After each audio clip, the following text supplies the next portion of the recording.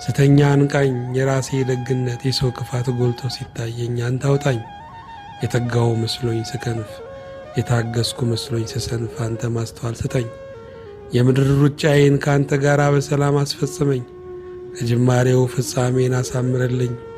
ባሳዘነም ካንተ ወደ ማን እሄዳለሁ አምላኬ? እንዳንተ የሚሆንልኝ የለም።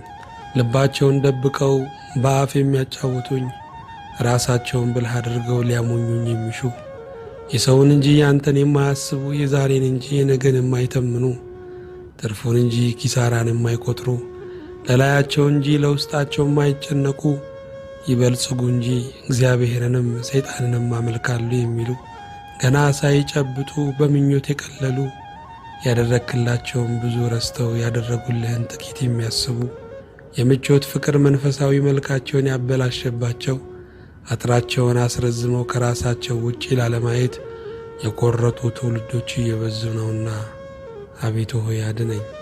ኧረ ጌታዬ እኔም የዚህ ትውልድ ገጽታ ነኝና እባክህ ፈውሰኝ።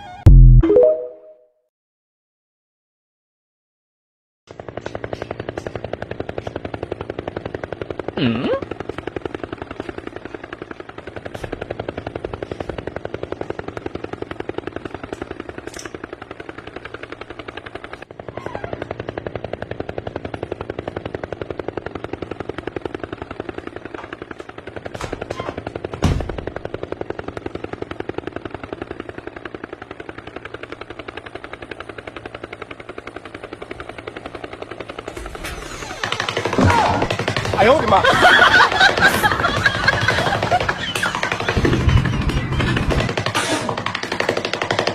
አዶናይ አስገራሚ የተባለ ታሪክ መስራት ችሏል። በኢትዮጵያ ቲክቶክ ታሪክ ታዲያ ታይቶ በማይታወቅ ሁኔታ እንግዲህ እንደምትመለከቱት ከ150 ሺህ በላይ ድምጾችን በማግኘት የመጀመሪያው ቲክቶከር መሆን ችሏል። በስግጥ ፍምስና እንዲሁም ደግሞ በተለያዩ በጎ ተግባሮቹ የምናውቀው ወንድማችን አዶናይ እንግዲህ በኢትዮጵያ ሕዝብ ዘንድ በከፍተኛ ሁኔታ ተቀባይነት ማግኘት እንደቻለ እንግዲህ ሁላችንም የምናውቀው እውነታ ነው። ለዲቻ ቦይሶችና እንዲሁም ደግሞ ለቆሎ ሻጭ ለነበረችው ነፃነት ያደረገው መልካም ተግባር በበርካታ ኢትዮጵያውያን ዘንድ አድናቆትና እንዲሁም ደግሞ ምስጋናን አስችሎታል። በነገራችን ላይ ዘንድሮ እንግዲህ አዶናይ በ4 ዘርፎች ነው የማሸነፍ ከፍተኛ ግምት የተሰጠው። እናንተስ ስለ አዶናይ ምን ትላላችሁ? ሐሳባችሁን አጋሩ። ፎሎ ማድረጋችሁ እንዳትረሱ። Hey. Oh my gosh, hey, stay still, buddy. The elephant's coming over. Oh no. Hold on, it's gentle, it's gentle. I got him. He's okay, Thank you. Wow, that elephant just That's amazing.